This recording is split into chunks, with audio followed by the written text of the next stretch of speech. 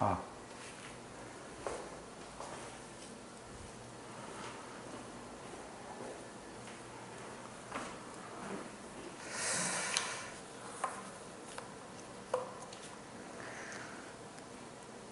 일단 수업 방식은 이렇습니다. 지금 이렇게 우리 자습서로 진도를 나가고, 그 다음에 시간이 되면 이제 진도를 다 나갔어. 시간이 되면 그러면 자습서에 있는 문제를 수업 중에 풉니다. 그래서 거기에 있는 거 이제 질의응답하고, 평가 문제집은 그러니까 오늘 나간 진도에 대해서 평가 문제집은 기본 과제예요. 그럼 이제 다음 시간에는 오늘 공부한 거에 대해서 문제풀이, 새로운 문제를 풀 겁니다. 그리고 이제 진도 나가고, 그 다음에 추가 과제, 그리고 기본 과제는 평가 문제지. 이해했어? 이렇게 진행이 된다고 생각을 해주면 되겠습니다. 그럼 OX 형태의 문제는 아니긴 하지만 어쨌든 새로운 문제를 이제 살펴볼 테니까 여러분들이 그래서 내신은 결국에는 여러분들이 얼만큼 스스로 잘 준비를 하느냐, 바꿔 얘기하면 복습을 잘 하느냐, 이게 이제 중요한 거니까 그런 측면에서 앞으로 수업에 임해 주시면 됩니다. 그러면 우리 교재는, 우리 자습서는 214쪽이에요. 214쪽에 간단하게 좀 살펴보고 그 다음에 이어서 설명을 하겠습니다. 그래서 오늘은 5단원과 그 다음에 의문의 변동까지 다 나가는 것이 목표예요. 그래서 오늘은 진도를, 그러니까 우리가 시험이 빠르잖아. 맞죠? 시험이 빠른데 우리가 수업을 늦게 하고 있으니까 최대한 오늘 학교에서 다 나간 것들은 볼 겁니다. 그러고 난 다음에 이제 여러분들 과제를 해올 수 있게끔 인사하고 지나가. 네, 인사 한번 해주세요. 손 한번 흔들어줘, 이렇게. 왜? 지각하면 벌칙이에요. 얘네가 이따가 인사할 거야. 지금 여기에 없는 민수랑 이나는 이따가 4시에 저 영상을 아마 볼 겁니다. 안녕? 반가워. 네. 여러분들 인사하고 싶으면 인사해도 돼요. 너네들이랑 인사하기 싫대. 편집 없습니다, 이거는. 바로 4시에 보는 거라. 계속 214쪽이에요.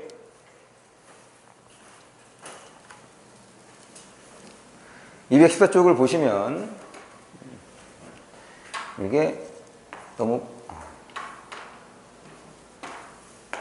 파란 걸로, 오케이.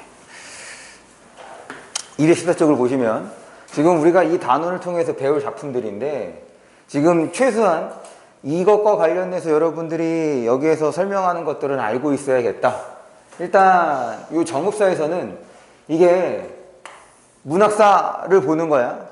우리가 이번 여름방학 때 그 고전문학을 들은 친구는 좀 도움이 되겠지만, 그렇지 않다면 아마 다시 한번 좀 공부를 해둘 필요가 있겠습니다. 그래서 다른 교과서에서는 보통 십부채 한가랑 시조와의 관계를 보는데, 우리 교과서는 지금 정읍사를 통해서 시조의 모습을 확인을 할 겁니다. 그러니까 이 형식이 시조에 어떤 영향을 미쳤는지를 지금 이 두 작품을 통해서 확인을 해야겠고, 그 다음에 시조하면 우리 오주제 있죠? 표준어 첫 번째,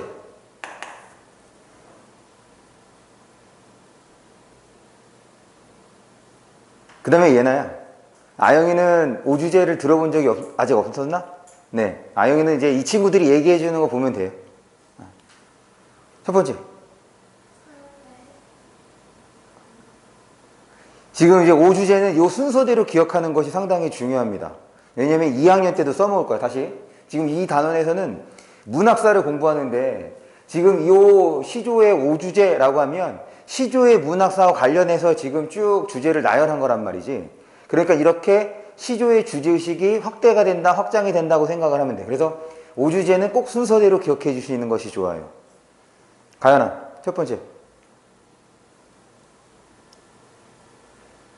딴 거 없어. 내가 원하는 거 그냥 내가 시키는 대로 하는 거야. 오주제 외워라. 그럼 외워야지. 이거 벌써 1년째 하고 있는데 내가 그동안 안 물어봐서 그런 거구나. 알겠습니다. 계속 물어볼 거야.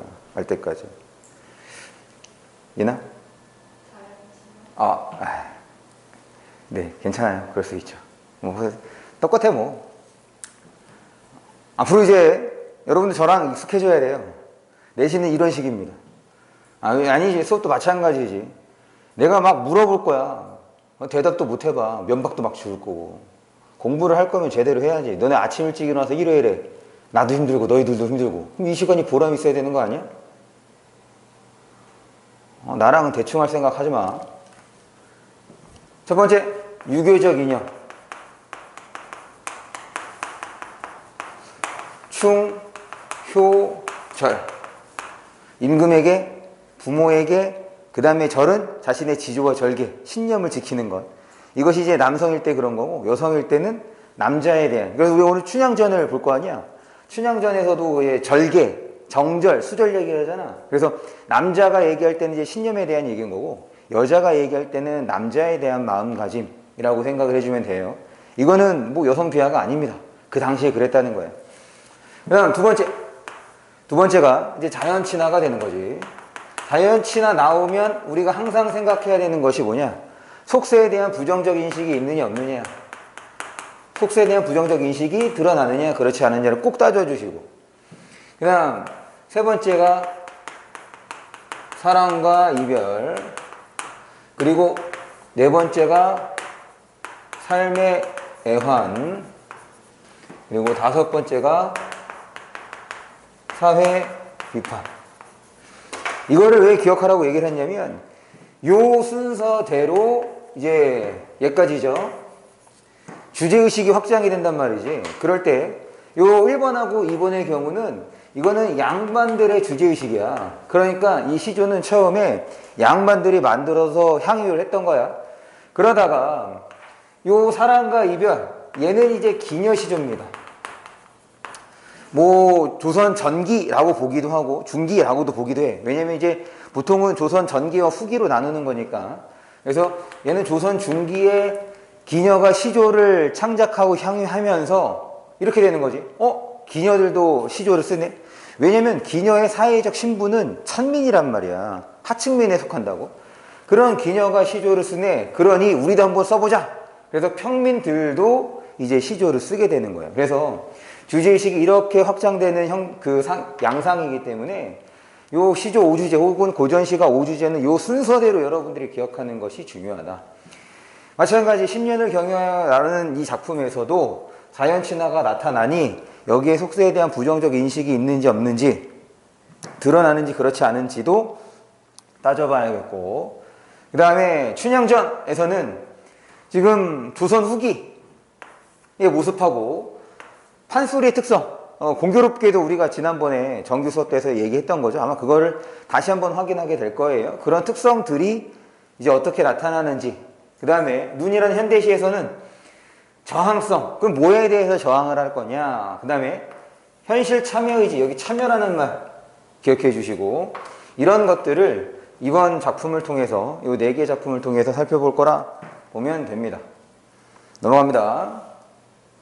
그 다음 밑에 보시면 지식 플러스에서 여기서 우리가 이제 이거 1학기 때도 했던 건데 그 맥락이야.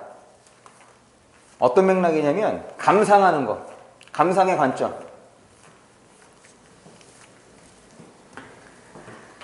우리 작품 감상의 관점이 크게 2가지가 있지. 내재적 관점과 외재적 관점이 있습니다. 지금 거기에 해당하는 것이 저쪽에 있는 거야. 그래서 얘는 뭐 절대론적 관점이라고 하고 외재적 관점이 하나, 둘, 3가지가 있어. 그래서 지금 그거 관련되는 걸 봅니다. 여기 2번째 문단부터. 작품에는 작가의 생애와 가치관이 투영되어 있다. 가치관이 투영, 작가의 생애와 가치관이 나타난다. 이게 이제 표현론적 관점.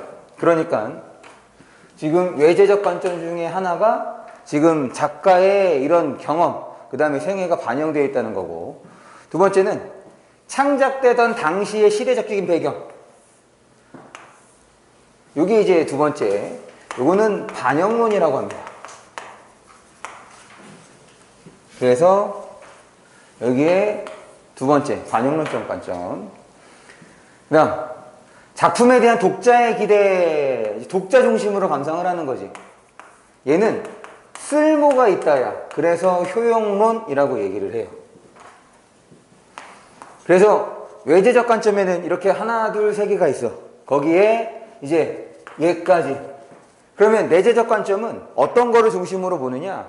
작품의 주제, 인물, 그 다음에 구성, 표현, 이런 것들 중심으로 살펴보는 것이 내재적 관점이라고 생각을 하면 됩니다.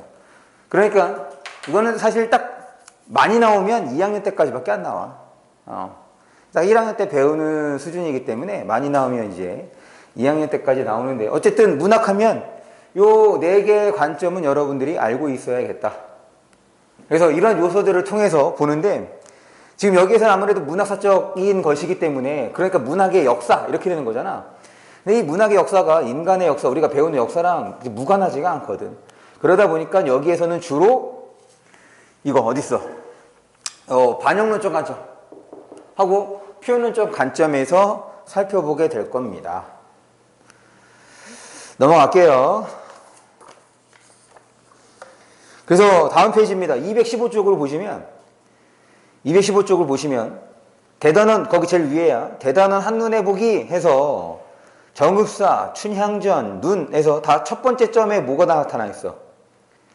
첫 가운데 부분에 사회문화적 가치, 사회문화적 가치, 사회문화적 가치 이렇게 되는 거잖아. 그래서 이 사회문화적 가치가 다는 것은 이제 세 번째, 아니죠, 두 번째가 되겠네. 반영론적 관점하고 관련지어서 생각해 볼 수 있으면 됩니다.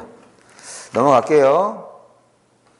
넘어가서 어디를 보냐면 217쪽을 봅니다. 217쪽.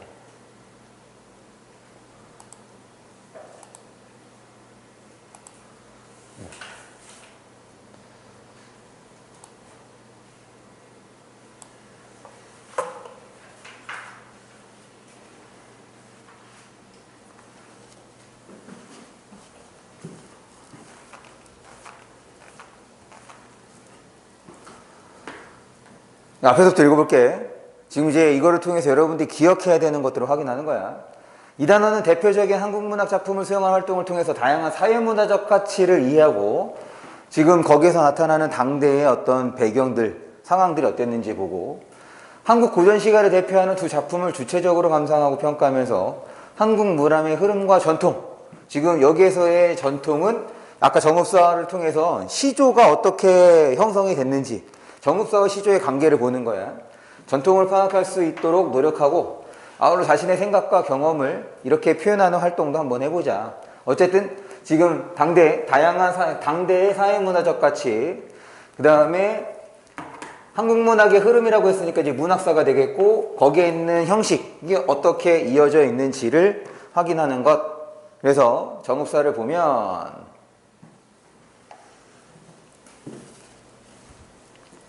지금 밑줄 친 것들은 여러분들 알고 있어야 돼요. 백제의 노래로 통일신라를 거쳐 보려 궁중, 이걸 이제 궁중악이라고 얘기를 합니다. 여기에 편입이 되는 거야. 궁중악에서, 고려 궁중에서 주로 향유되다가 조선 성종 때 이르러, 그러니까 조선에서 한글로 정착. 그래서 우리가 한글로 보게 되는 거예요. 정착된 작품이라. 형식적인 측면에서 이게 이제 시조와 관련되는 거죠. 형식적인 측면에서 여음구, 요 여음구가 뭐냐면 의미는 없어. 의미 없이 운율 형성에 기여하는 것을 여음구라고 얘기를 합니다. 그래서 얘는 그 음보율, 음수율 얘기할 때 빼. 얘는 의미가 없어서 음수율에서 제외하고 음수율을 산출을 하는 거야. 여음구를 제외하면 평시조의 3장 6구와 유사한 형식. 그래서 지금 요 정읍사가 시조의 원형이다 라는 얘기를 하는 거죠. 그래서 여러분들이 기억해야 되는 것들이야. 형식을 보여 시조의 기원이 되는 작품으로 보기도 한다. 그래서 시조의 기원으로는 두 가지를 얘기하는 거예요. 하나는 정읍사를 얘기하고, 하나는 아까 처음에 얘기했던 것처럼 19채 한가, 우리가 이것도 정규 수업 때 얘기를 했던 거죠. 19채 한가를 또 시조의 원형으로 보기도 한다. 그럴 때 여기에서는 이렇게 보면 되겠네. 지금 3장이라는 얘기는 초, 중, 종을 말하는 거고, 그 다음에 사음보 4개의 덩어리로 나눠볼 수 있기 때문에 지금 요 정읍사를 시조의 원형이라고 얘기를 하는 거예요. 그 다음에 갈래를 보시면 고대가요라고 되어 있어. 요 고대가요는 삼국시대까지야. 삼국시대까지 불렸던 노래들을 고대가요라고 합니다. 그거 다음이 이제 신라니까, 삼국을 통일한 게 통일신라잖아. 신라니까 통일신라 시대의 대표적 갈래가 뭐냐면 향가야.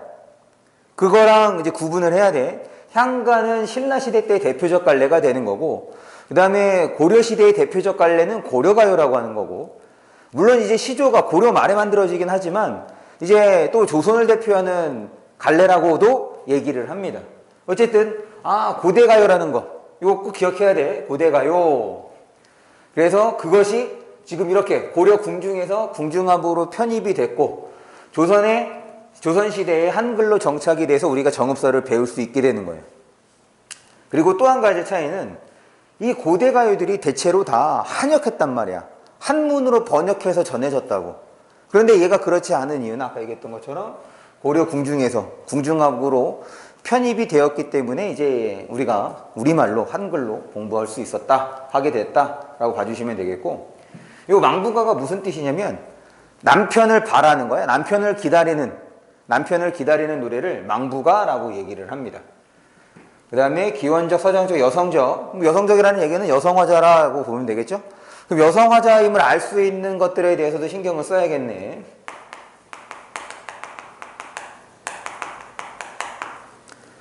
그 다음에 주제를 보시면 행상 나간 남편의 안전. 행상은 장사 나간 거죠. 장사를 하다 남편의 안전을 기원하고 남편의 무사귀환, 큰일 없이 집에 잘 돌아오기를 바라는 여인의 간절한 마음을 잘 드러내주고 있습니다. 특징으로는 지금까지 전해지는 유일한 백제의 국문 노래로, 그러니까 이제 한글로 기록되어 있다는 거죠. 시조 형식의 원형, 요거 이제 우리가 살펴볼 거야. 그 다음에 비유적 표현과 대조적 이미지, 어떻게 비유적 표현을 썼고 어떤 대조적 이미지가 있는지를 우리가 작품 속에서 확인을 해야겠다. 그 다음에 의인법, 이건 알죠? 사람을, 도노법은 그냥 부르는 거예요. 부르면 도노법입니다. 그 다음에 영탄법, 왜 수사법을 반복해서 정서를 드러내고 있다. 그 다음에 이제 10년을 경영하여를 봅니다. 요거를 이제 작품을 통해서 확인할 거예요.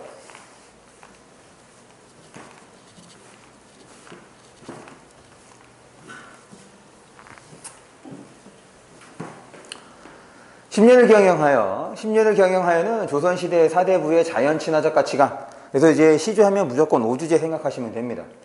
안분지족이 무슨 뜻이냐면 가난하지만 만족하는 거야. 가난하지만 만족하는 것을 안분지족이라고 하고, 이와 유사한 개념으로 안빈낙도라고도 얘기를 합니다. 안분지족이란 유사한 개념으로 안빈낙도를 얘기하는데, 안빈낙도는 이 낙자 때문에, 요 낙자가 즐길 낙이야. 즐거울 낙. 그러니까 가난하지만 자연을 즐기는 모습이 나타나면 안빈낙도. 근데 예전에는 이거를 이제 구분을 했거든. 근데 이제 최근에는 이 안분지족이랑 안빈낙도를 그냥 같은 개념으로 처리합니다. 안분지족 되면 안빈낙도도 나타나는구나 이렇게 생각을 해도 크게 문제는 없다. 그래서 사대부의 정신세계를 엿볼 수 있고, 핵심 정리를 볼게요. 평시조, 정형시. 그래, 시조는 정형시입니다. 정형시가 뭐냐면 형태, 형식, 고정된 것을 이제 정형시라고 얘기를 하는 거야. 그래서 얘랑 반대되는 개념이 자유시가 되는 거고, 그럴 때 이 정형시에서 나타나는 운율을 외형률, 혹은 외제율이라고 하고, 자유시에서 나타나는 운율을 내제율이라고 합니다.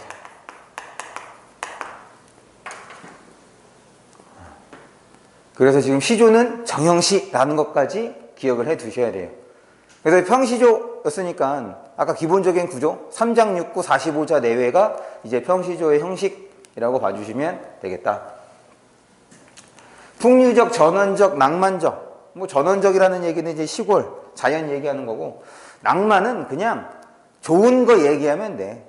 바람직하고 좋은 거 얘기하면 그냥 낭만적이라고 생각하시면 됩니다. 그 다음에 주제, 자연 귀. 귀는 자연으로 돌아가서 의탁한다. 거기서 기대고 산다 라는 뜻이에요. 자연 귀와 안빈낙도. 여기 안빈낙도 얘기하잖아. 앞에서는 안분지족 얘기했더니. 그래서 최근에는 안분지족이랑 안빈낙도를 비슷한 개념으로 처리를 하고, 그 다음에 자연과 더불어 물화일체. 요 물화일체가, 자연과 물화일체가 되기 위해서 뭐가 필요하냐면 교감이 필요해. 그러면 여기서는 어떤 방식으로 자연과 교감을 하는지가 이제 중요한 거예요. 교감. 교감에 이제 교감한다는 얘기는 서로의 감정을 교류한다 이렇게 되는 거거든. 거기서 이제 가장 기본적인 거는 소통이야. 말을 주거니 받거니 하면 교감하는 거란 말이지.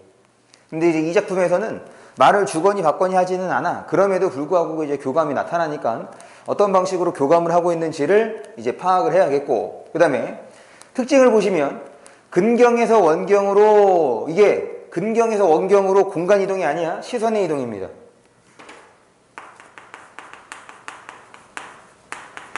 근경은 가까운 것, 원경은 먼 거를 말하는 거죠. 이동하면서 시상을 전개하고 있다. 그 다음에 의인법과 비유적 표현을 사용하여, 사실 뭐 의인법도 비유법에 해당하는 거니까 문화일체의 모습을 드러내주고 있다. 이따가 이제 그런 것들을 확인하면 되겠습니다. 오케이. 그러면 이제 본문을 좀 볼게요. 다음 페이지입니다.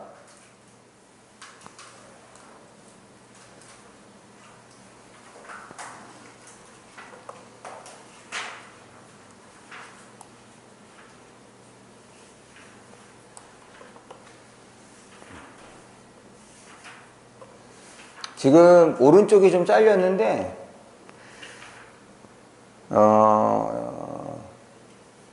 이게 이제 글씨를 키우다 보니까 오른쪽이 잘려서 오른쪽은 그냥 짚고 넘어갈게요.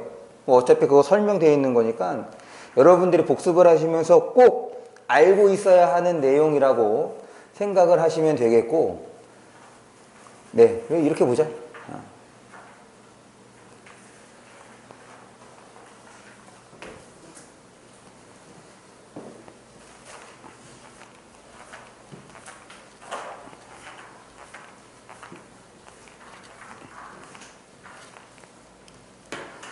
정사 봅니다. 어느 행상인의 아내라고 했으니까 사실은 이제 정확하게 이 작품을 지은 사람이 누구인지는 모르는 거지. 그 다음에 이것까지도 얘기를 해야겠네. 이 고대가요는 배경설화랑 함께 전해집니다. 고대가요는 배경설화랑 함께 전해지는데, 배경설화랑 함께 전해지기 때문에 배경설화를 통해서 이 작품의 상황을 조금 더 구체적으로 알 수 있는 거야.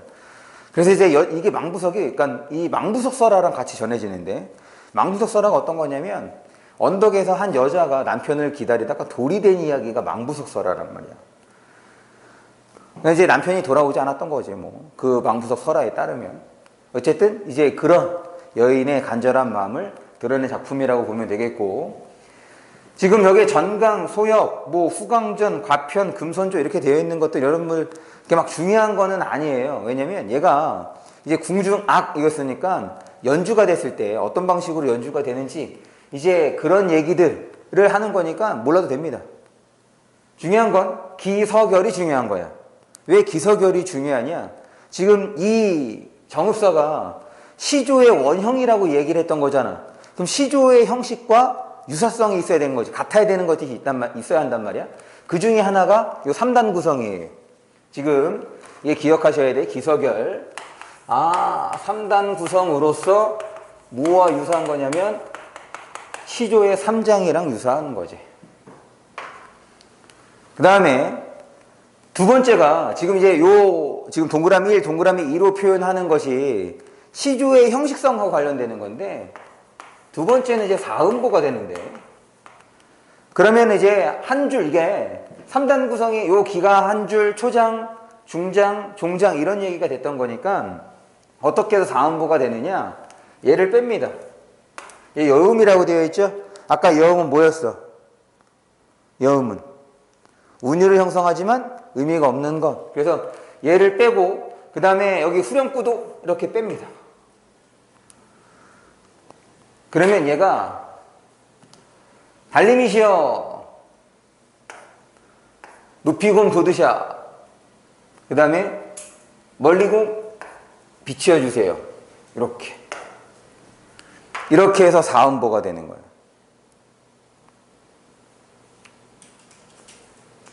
다시 지금 후렴구 여음구를 제외하고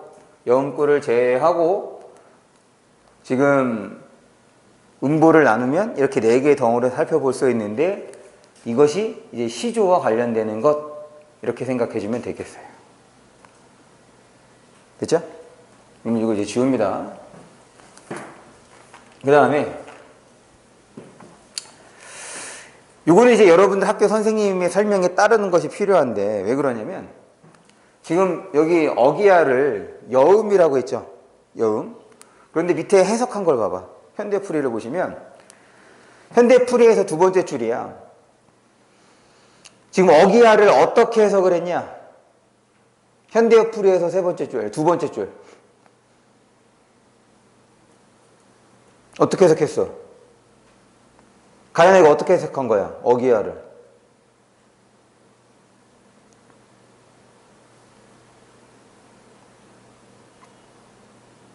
어떻게 해석했어? 어? 아니 어디가 똑같아?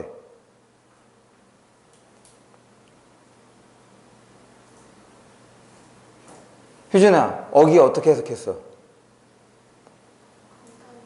그렇지. 지금 아라고 감탄사라고 해석을 했지. 아까 전에 여음은 뭐였어? 여음은 의미가 없단 말이야. 그런데 지금 해석한 거 보면은 아라고 해석을 해놨어. 그러니까 여기서의 어기야는 감탄사를 의미할 수도 있다는 거야.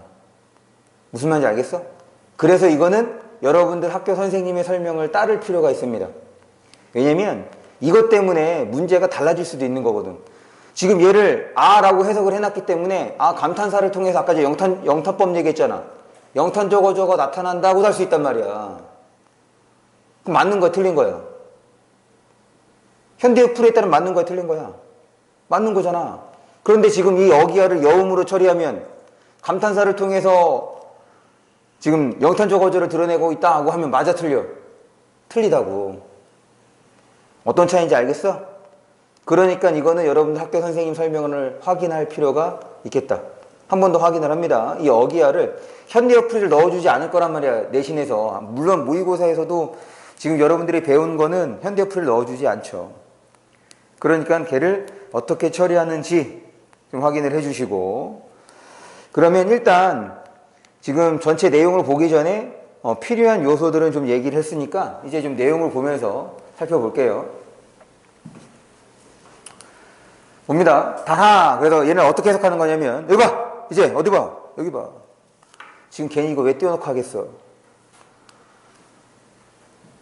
다라라고 하면 얘를 이제 요 하자가 폭격조사라고 되어 있는데 얘는 높임과 관련되는 거야. 그래서 얘는 달님이시여라고 이제 되는 거고, 달님이시여라고 이제 부른 거죠. 그러니까 아까 전에 이제 도노법이 되는데, 사실은 도노법이라는 말보다는 최근에는 이제 어떤 말을 많이 쓰냐면 말을 건네는 방식이라는 말을 더 많이 씁니다. 지금 달님이시여라고 불렀기 때문에 말을 건네는 방식이 되는 거고, 그 다음에 또 그렇게 불렀기 때문에 영탄적이라고도 볼 수가 있는 거예요. 그 다음에 높이공. 이래서 얘 강조라고 드러냈으니까 여기 보라니까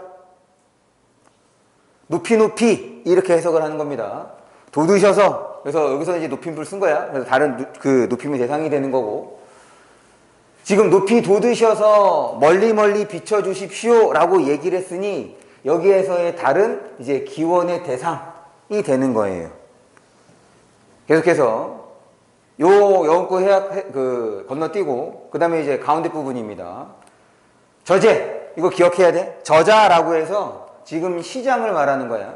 저자의 여력 우리 얘를 보통 여다 혹은 내다라고 이제 얘기를 하는데 얘는 가다 첫 번째 가다 두 번째 지내다라고 해석을 하는 거예요.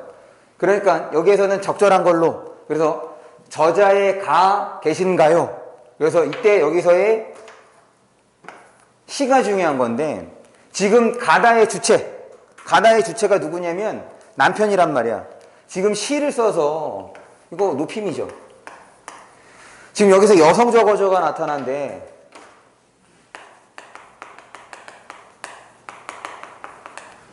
여성화자를 알 수 있는 게 일단 여성과 관련되는 소재가 쓰여야 해. 그렇지 않고서는 여성과 관련된 소재가 쓰이지 않으면 상황으로서 접근을 해야 되는데 첫 번째가 경어체입니다. 지금 여기에서 높임말 쓰고 있지?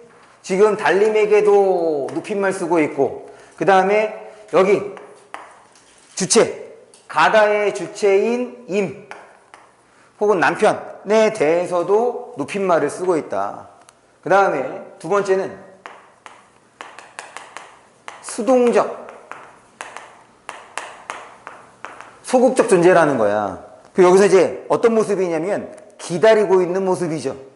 자기가 적극적으로 나서서 찾는 것이 아니라 남편에게 가는 것이 아니라 기다리는 모습이란 말이야. 그거를 통해서 요 두 가지 요소가 맞물려서 여기에서의 화자를 지금 여성이라고 볼 수가 있는 거다. 그러니까 여성 화자다라고 하면 여성과 관련되는 물건이 나와야 돼, 소재가. 그렇지 않으면 요 두 가지 요소가 나타날 때 이제 여성 화자라고 볼 수 있는 거라고. 물론 이렇게도 볼 수가 있어. 얘가 뭐랑 같이 전해진다고 얘기를 했냐면 배경설화랑 같이 전해진다고 얘기를 했죠. 그럼 배경설화에서 이제 여성이 남편을 기다리고 이런 노래를 불렀다가 돌이 되었다, 바위가 되었다라고 나왔으니까 그거를 통해서도 여성 화자라고 이제 볼 수가 있는 거지. 그래서 어기야 진대를 드디오쉐라. 그래서 이 부분의 해석이 중요합니다. 리을쉐라랑 그 다음에 진대가 이 작품의 포인트가 되는 거예요. 진대는 이거는 젖은 곳을 말하는 거야. 진흙이 있는 데를 말하는 거지. 봐봐. 상황은 지금 달에게 뭘 요구했냐면 높이 올라서 멀리 비춰달라고 얘기를 했어. 그럼 높이 올라서 멀리 비춰주면 밝아지는 거죠. 밝아지면 땅이 지금 젖은 곳인지 마른 곳인지를 뭐 할 수가 있는 거야? 젖은 곳인지 마른 곳인지를 구분할 수가 있겠지. 보이니까. 그래서 여기에서 이제 대립적 이미지는 요 진대랑 달이 대립적 이미지가 되는 거예요. 요 달은 이제 밝음의 이미지를 말하는 거고 여기는 이제 어둠의 이미지를 말하는 건데 얘는 오른쪽으로 한번 볼게요.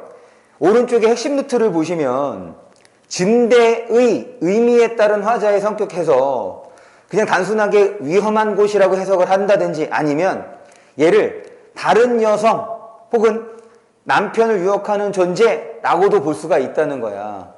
그런 면에서 이제 화자의 성격을 요렇게도 나눠볼 수 있다가 되는 거고 중요한 건 다시 요 진대는 여러 가지로 해석이 가능하다는 거지. 진대는 여러 가지로 해석이 가능하다 봐주시면 되겠다. 그 다음에 요 리을시아라는 어떻게 해석하는 거냐면 뭐뭐 할까 두렵습니다 라고 이제 해석을 하는 거야. 뭐뭐 할까 두렵다. 진대를 밟을까봐 디딜까봐 두렵다라고 하니까 화자의 정서가 직접적으로 나온 거라고. 지금 뭘 걱정하고 있다? 지금 위험한 곳에 가지 않기를 바라고 있다. 그것을 걱정하고 있다는 거.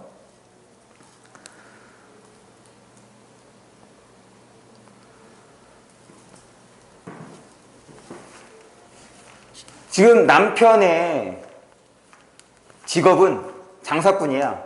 그래서 요 어느이다 놓고시라 어느 곳에나 놓으십시오. 이건 짐을 놓으라는 거거든. 어느 곳에나 놓고 위험한 상황에 처하지 않았으면 좋겠다라는 말을 하고 있는 거예요. 계속 어기야 이때 네라는 것을 여러 가지로 해석을 해. 보통 이제 네라고 하면 화자를 말하는 거잖아. 그런데 여기에서는 임을 의미하기도 합니다. 이게 이제 얘도 여러 가지로 해석이 되는 게 하나는 네를 나라고 얘기하면 지금 달을 보고 달에게 소원을 빌었어. 그럼 나도 어디 가야 돼? 나도 어디 가야 돼? 달 보고 달에게 소원을 빌었어. 지금 망부석 설화에 따르면 언덕에서 소원을 빌었단 말이야. 그럼 나 어디 가야 돼 이제? 나 계속 언덕에 있어? 그리고 나도 집에 가야 돼. 그래서 이제 화자가 돌아가는 길이 되는 거야. 그 다음에 당연히 지금 여기 누구에 대한 얘기를 하고 있는 거냐면 임에 대한 얘기를 하고 있지. 그래서 임을 해석하면 임이 돌아오는 길이 되는 거고. 그리고 여기 나온 것처럼 지금 자신과 임을 동일시한다고 되어 있는데 그것뿐 아니라 부부가 되기도 하는 거지. 그럼 우리 부부라면 부부가 앞으로 나아가야 할 길. 그래서 지금 요 내에 대해서도 화자로, 그 다음에 임으로, 그리고 부부로 모두 해석해 볼 수가 있다. 그래서 앞으로 나아가는 길까지도 전글을 시해라. 날이 저물까 두렵습니다. 그럼 여기서 저물다가 되는 거는 어두워지는 걸 말하는 거죠. 그래서 화자는 달에게 지금 광명, 밝게 해주세요 라는 얘기, 지금 남편이 잘 돌아올 수 있도록 밝게 해주세요, 우리 부부가 잘 살아갈 수 있도록 밝게 해주세요, 이렇게 지금 기원을 하고 있는 것라고 봐주시면 되겠습니다. 그래서 오른쪽에 보시면 지금 뭐 밝음과 어둠의 대립적 이미지, 그 다음에 달님이시여 라고 불렀으니까 이제 의인화된 대상이라고 볼 수 있겠죠. 그 다음에 말을 건네는 방식도 얘기를 했고, 그 다음에 화자의 정서를 드데우시에라, 리을시에라를 통해서 직접적으로 얘기하는 것도 확인을 했습니다. 그 다음에 그 진대에 대한 다양한 의미도 확인을 했어. 넘어갑니다.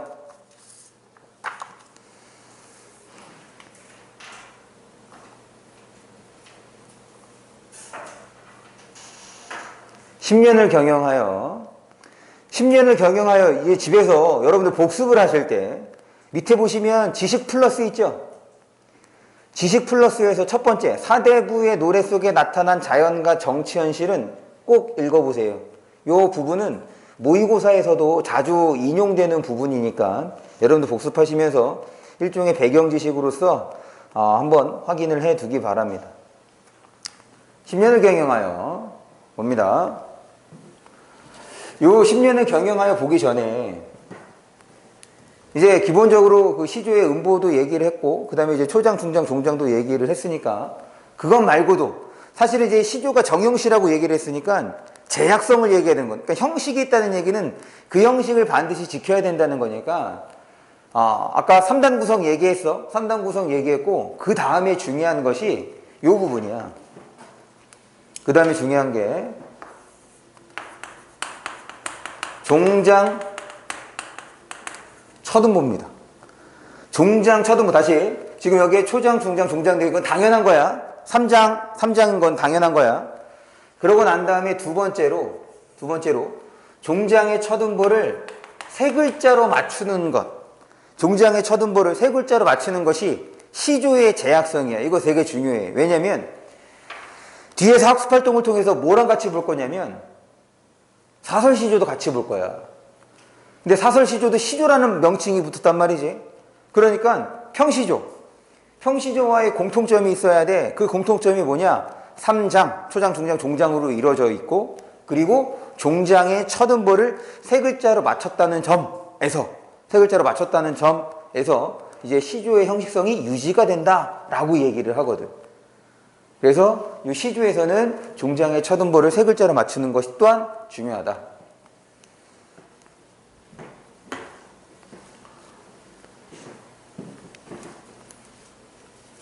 그럼 이제 본문 볼게요. 10년을 경영했다는 얘기는, 그래 10년 동안 열심히 일했다는 얘기지. 10년을 경영하여 초려삼간, 초가집 3칸입니다. 10년 동안 돈 벌었는데, 그래. 지금은 10년 동안 돈을 벌어도 3칸짜리 아파트를 구하기가 쉽지 않죠. 여기 청라만 해도 가격이 꽤 오르지 않았어? 여러분들 잘 모르지? 집에서 이제 부모님들이 그런 얘기 잘 안 하실 테니까. 보통 한 7, 8억에서 한 10억 되는 것 같아. 생각해봐. 지금 대기업 평균 그 초봉이 한 4천만 원 정도 된다고 하더라고. 뭐 통계에 따르면, 거기 신문에 나오는 거 따르면 대기업이야, 그것도 대기업. 중소기업은 그것보다 한 4, 500만 원 정도 적겠죠. 4천만 원이라고 치면, 이것도 세후니까, 아니죠, 세전이니까 실수령액은 한 300만 원 정도밖에 안 될 수도 있어. 어쨌든 300만 원이라고 치면 지금 몇 년을 모아야지 1억이 되는 거지? 그 1년에 모을 수 있는 게 아무것도 안 쓰고 그냥 300만 원씩 모으면 10개월이니까 3천만 원. 그러면은 최소한 몇 년인 거야? 1억을 모으려면 아무것도 안 쓰고 한 3년은 필요한 거네. 그런데 1억 갖고는 집을 절대로 살 수가 없죠. 5억 3, 5, 15 15년이에요 15년 동안 아무것도 쓰지도 않고 해야 5억을 구할 수가 있는 거지. 와.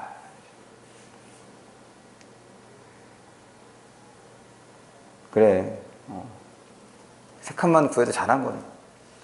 세 칸만 구해도 잘한 거네. 사실은 이게 겸손하고 소박하게 얘기한 건데 지금의 실정에서는 능력자야. 어쨌든 농담이에요. 다시 10년을 경영하여 초가집 지어내니 여기까지 이제 문제 없어요. 나 한 칸, 달 한 칸 이 부분이야. 지금 세 칸에서 나 한 칸, 달 한 칸, 청풍 한 칸. 청풍은 요 점 세 개가 찍히면 푸른 바람이 아니야.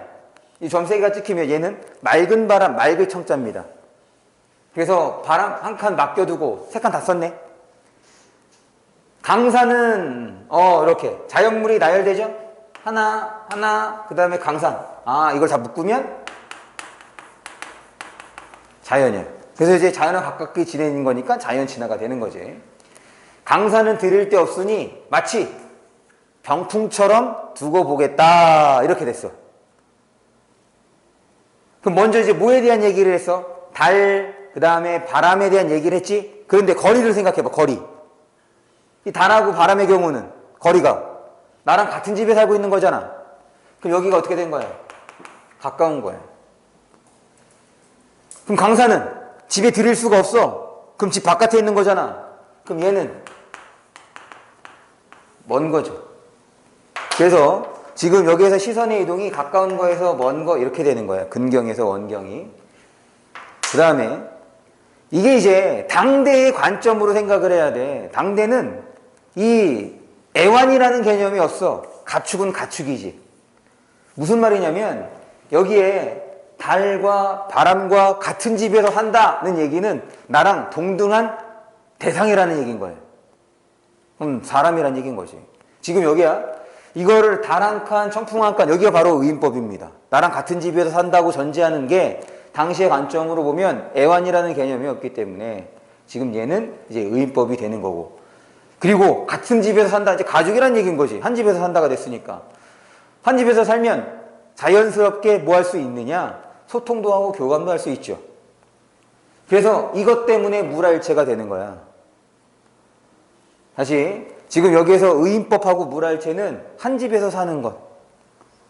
한 집에서 사는 것 때문에 지금 의인법과 그 다음에 물화일체가 나타난다. 이렇게 봐두시면 되겠습니다. 끝. 그러면 여기 우리 자연친화가 나타나면 속세에 대한 부정적 인식이 있는지 없는지 보기로 했었던 거잖아. 그럼 속세에 대한 부정적 인식이 있어 없어 여기? 속세에 대한 부정적 인식. 가연아, 속세에 대한 부정적 인식이 있어 없어? 네. 지금 속세에 대한 언급이 단 하나도 없죠? 부정적인 얘기가 단 하나도 없어? 얘는 속세에 대한 부정적 인식이 나타나지 않는다. 이렇게 처리를 해주시면 되겠습니다. 넘어갑니다.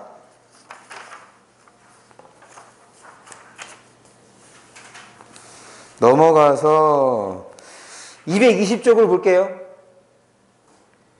220쪽에 거기 2해 1에 괄호 1번을 봅니다. 2해 1에 괄호 1번. 2해 1에 괄호 1번을 보면 제시된 정읍사의 배경설화를 참고하여 19에 담긴 화재의 정서를 파악해보자 라고 해서 그 배경설화가 나오죠. 그 배경설 한번 읽어주시면 돼요. 그 다음에 오른쪽 부분이야. 가로 3번. 가로 3번에다가는 별표 한번 해주세요. 지금 두 작품에서 모두 달이라는 소재가 쓰였는데 그 의미가 다르다는 것. 그래서 정읍사에서의 달은 이제 기원의 대상이자 그 반면에 이 시조에서의 달은 자연친화의 대상. 공통점도 있네. 지금 이 둘 모두 의인화된 대상이라고 볼 수가 있겠지. 둘 모두 의인화된 대상이라고 볼 수가 있겠다. 왜? 달님이시여라고 해서 달에게 말을 건넸잖아. 물론 이제 소원을 비는 대상인 거니까 거기 나온 것처럼 초월적 존재 이렇게 볼 수 있는데, 일단 표현 방법으로 보면 달님이라고 불렀기 때문에 이제 여기서도 의인법이 나타난다고 볼 수가 있겠다는 거. 그 다음에 221쪽은 여기 같이 요거를 보면 봅시다. 거기에서 이제 사설시조가 나오니까 요 사설시조를 좀 설명을 할게요.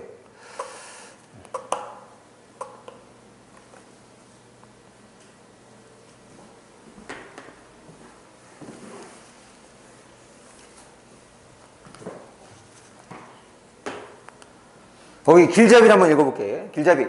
시조갈래가 시대에 따라 변화한 양상을 실제 작품을 통해서 확인하는 활동으로, 아까 전에 이제 주제의식이야. 한국 고전시가 흐름을 구체적으로 살펴보는 활동이다. 평시조와 사설시조의 형식적, 내용적 차이. 이제 이거를 이제 우리가 알아야 되는데, 보통 요 사설시조는 평민들이 쓴단 말이지. 그 평민들이 쓰는 거 어떻게 할 수 있냐면, 안 나오네. 평민들이 쓰는 거 보통 작자, 미상이라고 이름을 박히지 않는단 말이야. 그러면 평민이 썼구나 라고 생각을 하면 됩니다. 그렇기 때문에 평민의 그런 의식이 반영될 수밖에 없다. 그러니까 여기에서는 생활상, 그래, 우리가 보통 얘기했던 삶의 애환, 애자는 슬플 애자, 환자는 기쁠 한자. 그래서 살면서 느끼는 다양한 생활 감정, 그러니까 긍정적일 수도 있고 부정적일 수도 있는 거지. 이런 것들이 나타난다고 보면 되고, 이제 내용상의 차이를 얘기했어요. 주제의식적인 차이. 형식적으로 공통점은 초, 중, 종이야. 공통점이야. 그 다음에 여기 있다가 지금 종장의 첫 음보를 세 글자로 맞췄죠. 그래서 지금 시조의 형식성을, 제약성을 갖추고 있어. 그런데 지금 여기를 보면 시조가 3장, 6구, 45자 내외라고 해서 이게 이제 평시조의 모습이 되는데, 이 6구라는 개념을 생각을 해보면 6구는 각 장을 어떻게 했다는 거야? 둘로 나눴다는 거야. 그러니까 6이 나오겠죠? 그럴 때 사설시조는 6구에서 어느 한 구 이상이 늘어나는 거. 그러니까 초장에서 한 구가 늘어날 수도 있는 거고, 중장에서 한 구가 늘어날 수도 있는 거고, 종장에서 한 구가 늘어날 수 있는 거지. 그럼 여기에서는 어디에서 늘어난 거겠어? 중장에서 늘어난 거라 볼 수 있겠죠? 어디에서 늘어나도 상관이 없어. 세 개 다 늘어나도 상관이 없습니다. 이것이 이제 평시조와의 차이점이 되는 거예요. 어느 한 구 이상이 늘어난 거.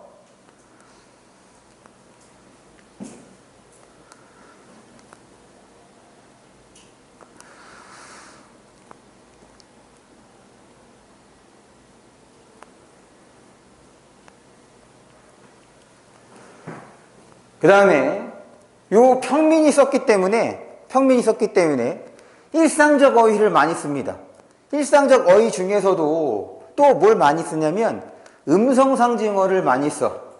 음성상징어. 일상어 중에서도 음성상징어를 많이 쓰는데, 여기에서 이제 음성상징어가 여기 있죠. 뚝딱.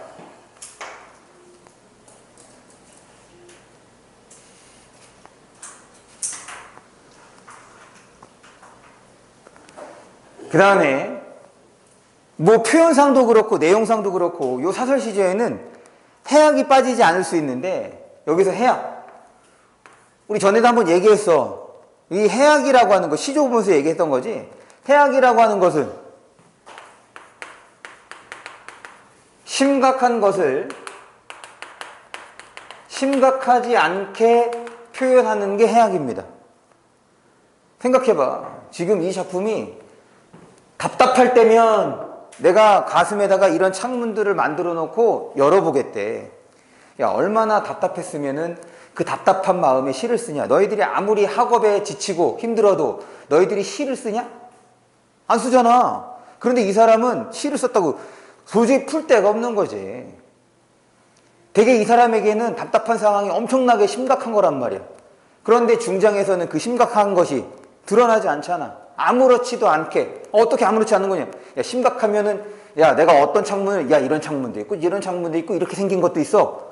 이걸 얘기해? 그게 중요한 게 아니잖아. 근데 답답한 게 중요한 거지. 그래서 심각하지 않게 드러내는 게 바로 해악이라고 생각해 주시면 돼요. 심각한 상황을 심각하지 않게. 물론 해악의 기본적 요소는 웃음인데 지금 여기서 어디가 웃겨. 지금의 관점에서 하나도 안 웃기지. 그런데 해악이래. 그럼 해악을 이해해야 될 거 아니야. 그럼 해악은 당시의 심각한 상황을 심각하지 않게 드러내는 것, 아무렇지도 않게 드러내는 것, 그걸 이제 해악이라고 생각해 주시면 됩니다. 됐죠? 네. 그러면 이제 필요한 얘기들은 다 했고 이제 내용을 좀 볼게요. 창내고자, 창을 내고자, 이내 가슴에 창내고자. 이건 이제 이렇게도 말할 수 있는 거겠네.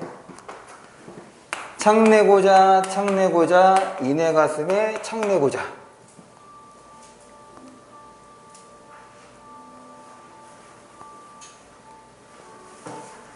네, 인사 한번 해주세요. 노래의 주인공이에요. 알람이죠? 가슴 아프다. 아니에요. 알람이 울릴 수도 있지.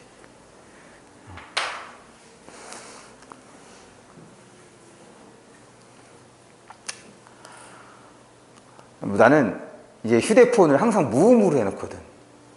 왜 무음으로 해놓냐면 특별히 어디선가 내 전화를 울릴 일이 없어. 그 흔한 카톡과 문자도 이렇게 막 잘 오지도 않고, 물론 이제 그 단톡방에 업무적인 거 외에는, 그 다음에 전화도 요새 전화 잘 안 하잖아. 아니, 나만 잘 안 하는 건가? 그래서 괜히 이거를 소리로 해놓으면 이 기대 심리가 발동해. 누군가 나에게 문자나 전화할 수 있겠다는 생각에. 그래서 저는 절대로 무음으로, 진동으로도 해놓지도 않아.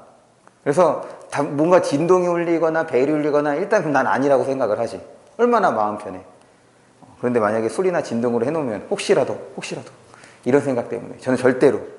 그래서 제가 여러분들에게 톡이나 이런 것이 늦는 이유가 내가 아무것도 이렇게 그 알람 울리는 걸 해놓지 않으니까 여러분들이 보내는 걸 늦게 보고 이제 그런 경우도 있죠.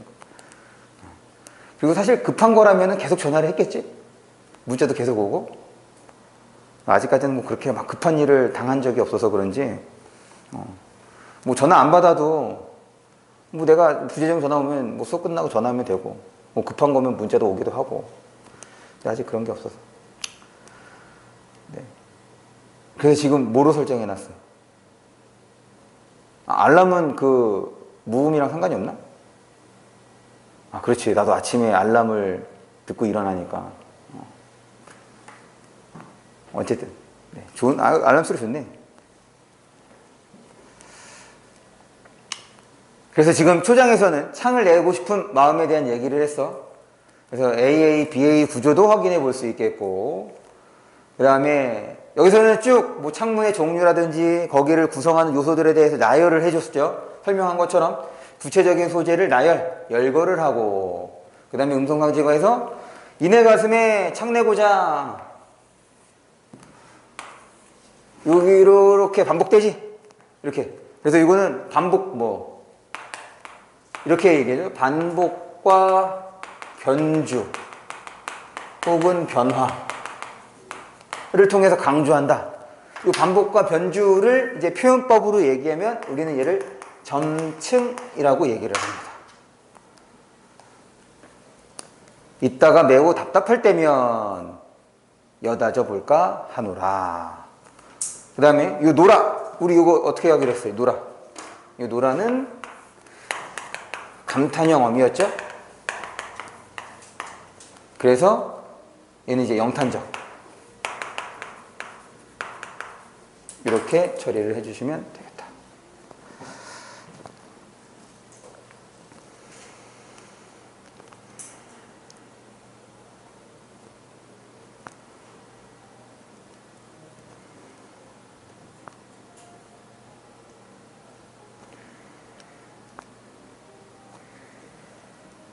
거기 핵심 정리 읽어보시면 되겠고, 그 다음에 작품의 짜임도 읽어보시면 되겠고, 창도 이렇게 읽어보시면 되겠고,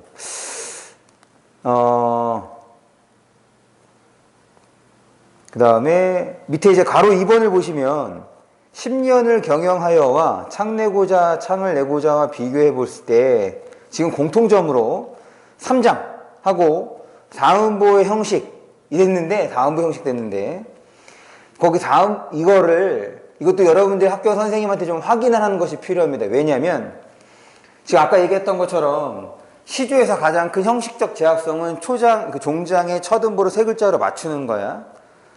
그런데 오른쪽을 봅니다. 오른쪽에 지식 플러스를 보시면 사설 시조의 내용과 형식 찾았어? 거기서 이제 두 번째 줄이야. 두 번째 줄 끝을 보시면 거기다가 한번 물개 표시를 해볼까요? 3장 6구 4음보의 정형성이 파괴되어, 그래서 이 사설 시조를 파격적이라고 얘기를 한단 말이야. 격식이 깨졌다고. 그러면 어떤 격식이 깨진 거냐? 지금 어떤 한 구가 길어졌기 때문에 4음보가 일정하게 나타나지 않을 수 있거든. 물론 초장하고 종장에서는 4음보가 나타난다고 볼 수 있는데, 중장에서는 4음보라고 볼 수도 있고 그렇지 않을 수도 있단 말이지. 왜 이 얘기를 하냐면 이 교과서마다 다르더라고. 어떤 교과서는 4음보가 나타나지 않는다는 교과서가 있고, 또 어떤 교과서는 4음보가 나타난다는 교과서가 있어. 그러니까 다시 공통적인 것은 다 뭐라고 얘기를 하느냐? 사설시조는 평시조의 파격이라고 얘기한단 말이야. 그 파격이라는 말은 격식을 깨트렸다는 뜻인 거고, 그래서 어떤 측면에서 격식을 깨트린 거냐? 일정하게 나타나지 않는다는 점을 주목한 거냐? 아니면 일정하지 않더라도 어느 정도 나타난다는 것에 주목한 거냐? 그래서 학교 선생님께 사설시조에서도 이 작품에서도 4음보가 나타나는지를 확인하는 것이 필요합니다. 오케이? 넘어갈게요.